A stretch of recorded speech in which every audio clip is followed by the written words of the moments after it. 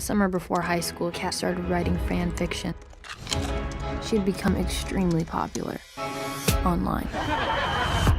I'm not saying I'm in love. I'm just saying I really like him. Ooh, Shy Guy 118?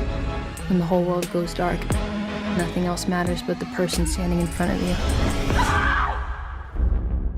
Look, all I know is that most guys are real sympathetic. King, queen. Hi. Ew.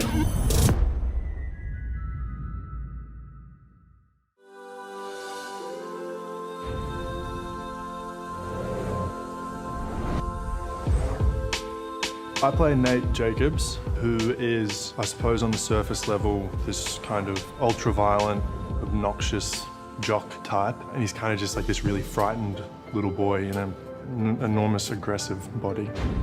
You're a strong man, Nathaniel. You have an iron will. I always admired that in you, because someday it will lead you to greatness. When I was developing the character and putting it all together, I have this journal, and his father was like the centerpiece of the entire journal.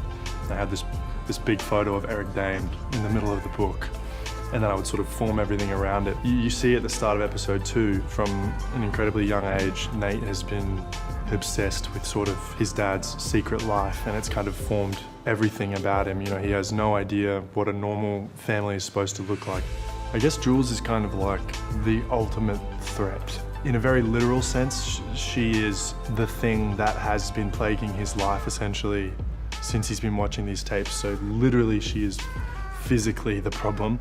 And then also she kind of poses a threat to masculinity and to order and to everything that is conventional and straight. So I think Jules is terrifying to him. All right, let's fucking go! When we were doing football practice, I talked to the quarterback coaches that sort of taught me through it, and they told me that when a quarterback is on the field, they look at the lineup, and if someone from the other team moves over there, their brains go into like overdrive, and they know like they'll shuffle someone from there to there. Like they're always like staying ahead of it, and they're always sort of proactive.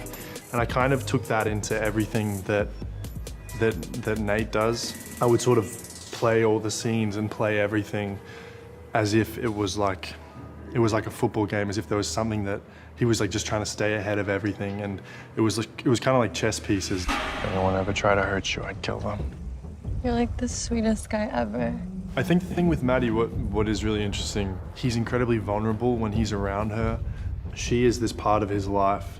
She's kind of like this safe place, and then when it got taken away from him, it almost feels like the ultimate betrayal. The power complex with him and girls comes from that thing of needing to win and needing to be strong, and if he can dominate them and if he can own them, then he can keep everything in order, and he can keep it the way that it's supposed to be, which is straight and you know what I mean, and conventional, and like if he can keep it down those lines, then everything will be okay and he won't end up like his dad. So when things don't go that way is when he starts to get like super aggressive and super angry. They hurt you. No. Yeah, and you're not gonna press charges, because if you do, you're gonna go to jail for a lot longer than I will. Please. Depending on what I do to you. I think sort of deep down, what he's really looking for is for the freedom to like to be able to be like Jules, to be like everyone else, the freedom to be able to let it go and sort of not have this crushing burden that's sort of weighing him down all the time. I think his like ultimate thing that he would be looking for would be for someone to tell him that it's okay.